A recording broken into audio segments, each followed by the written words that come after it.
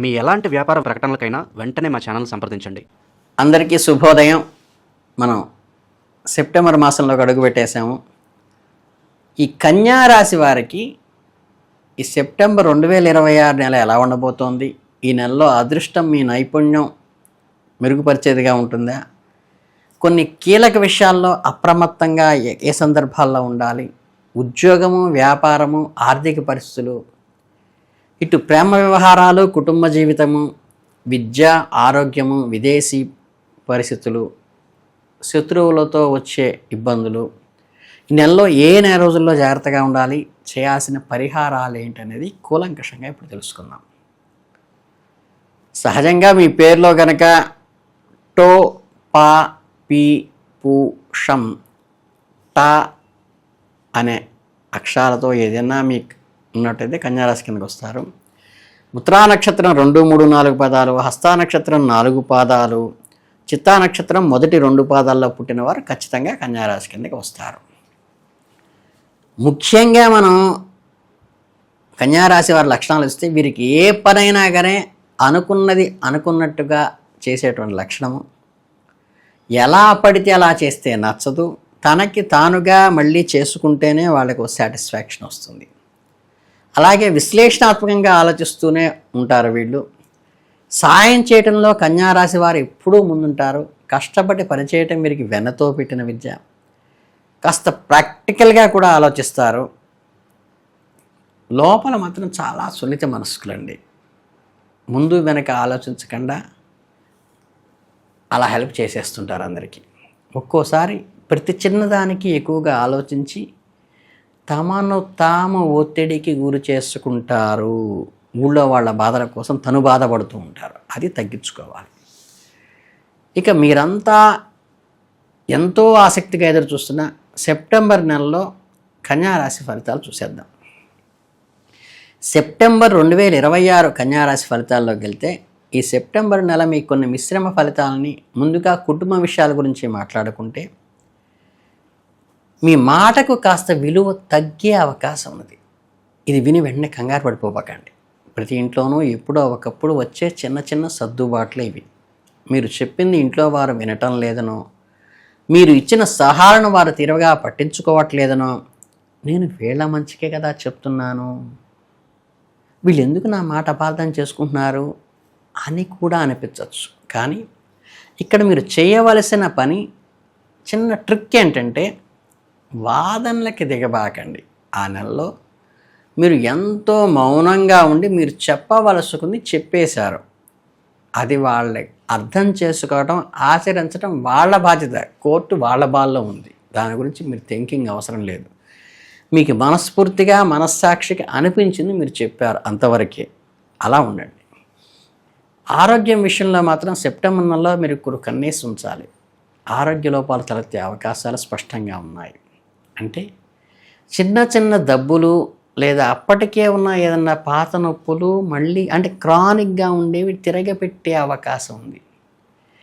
ఏముందిలే తగ్గిపోతుంది అనే నిర్లక్ష్యం మాత్రం మీకు ఏమాత్రం మంచిది కాదు. కన్యారాశి వారికి ఉండే అతిపెద్ద మైనస్ పాయింట్ ఏంటంటే, పనుల ఒత్తిడిలో పడిపోయి టైంకి భోజనం చేయరు వీళ్ళు.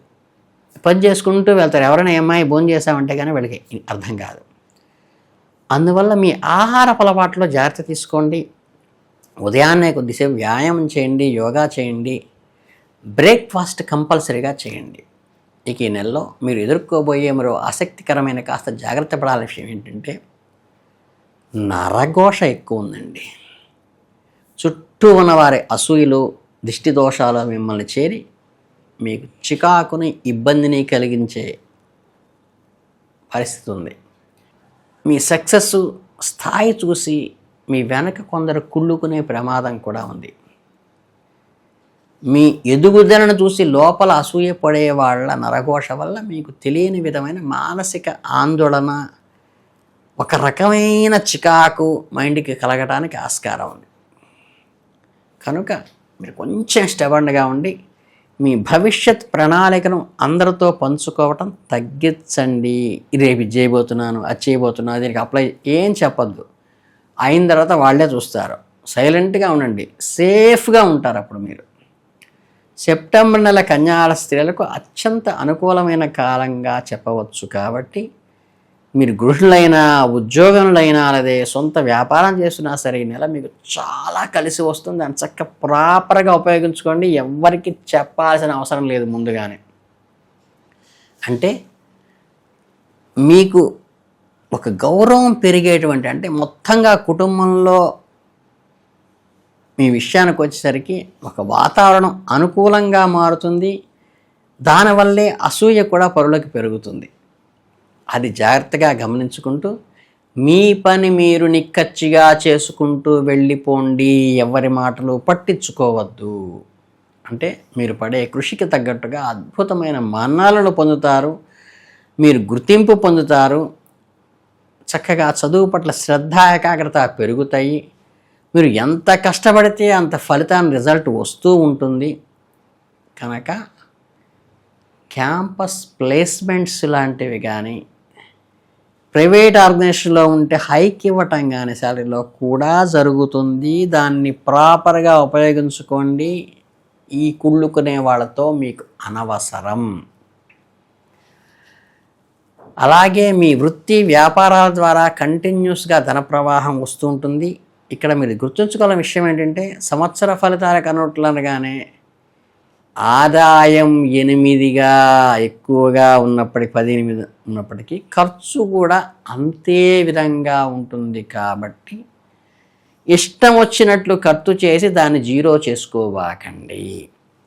పాత బాకీలు ఏమన్నా ఉంటే ఖచ్చితంగా ప్రాధాన్యత ఇవ్వండి, తప్పులేదు. ఆ తర్వాతే విలాసాలకి వెచ్చించండి. విలాసాలకి వెచ్చించి పాత బాకీలు ఎగ్గొట్టబాకండి. అంటే భవిష్యత్తులో మీకు అది చాలా ఉపయోగపడేటువంటి ప్రిన్సిపల్ ఇది. ఇక ఈ చిన్న చిన్న దోష పరిహారాలకి ఏం చేయాలంటే,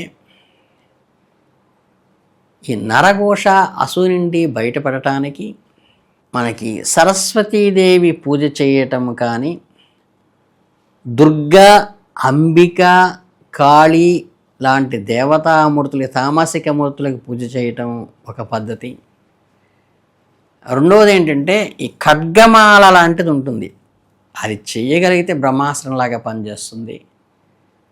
లేదంటే లలితా సహస్రం కూడా కొంచెం అమ్మవారు తీక్షణంగా వాళ్ళని కంట్రోల్ చేస్తుంది. చక్కగా ఇంకా సాత్విక ఆహారం అంటే లక్ష్మీ సరస్వతి పూజలు, ముత్తైదులకి పసుపు కుంకుమలు కట్టుకోవడం, మీకు చక్కగా గురువారం నాడు రాఘవేంద్ర స్వామికి అర్చన చేయించుకోవటం, అలాగే పాయసము, పెరుగు, ఆవడలు నివేదనగా పెట్టడం కూడా మీకు చాలా వరకు ఈ దోషాల నుంచి నివారణ కల్పిస్తాయి. బుధుడికి ఆకుపచ్చని పూలతో పూజ చేయడం కానీ, అలాగే విష్ణు స్వరూపులుగా భావించే ఎవరికైనా ఎల్లో కలర్ అంటే ఈ కలర్ డ్రెస్సు ఇవ్వటం వల్ల ద్వారా కానీ విష్ణు ప్రీతి కలగటం వల్ల చాలా వరకు మీకు కలిసి వచ్చి ముందుకు వెళ్ళే అవకాశం ఉన్నది. కనుక ఈ చిన్న చిన్న అవాంతరాలని తొలగిపోయి మీరు సుఖశాంతులతో ఆనందంగా గడిపేట్టుగా మీకు మీరుగా ప్రయత్నించండి. ఎవరిని పట్టించుకోవాల్సిన అవసరం లేదు. ఆరోగ్యం విషయం పట్ల కొద్దిగా శ్రద్ధ వహించండి. టైమ్లీ ఆహారం తీసుకోండి. పనిలో పడి ఆహారాన్ని మాత్రం మర్చిపోబాకండి. నరదృష్టి తగలకుండా ఏకాంతంలోనే భుజించడానికి ప్రయత్నించండి. అలాగే ఈ చెప్పినటువంటి గ్రహస్థితులు గోచారంలోవి మీ వ్యక్తిగత జాతకంలో ఉన్న ఫలితాలకి లోబడి ఉంటాయని గ్రహించుకుని మీరు అర్థం చేసుకోవడానికి ప్రయత్నించండి. చక్కగా మీరందరూ కూడా ఈ గిరిరావు గారు చెప్పినటువంటి చిన్న చిన్న సలహాలు పాటించి ఆయురారోగ్య ఐశ్వర్యాలతో ఈ నెల తొలతోగాలని ఈ కన్యారాశి వారికి మనస్ఫూర్తిగా అభినందనలు తెలియజేసుకుంటూ ఆల్ ది బెస్ట్.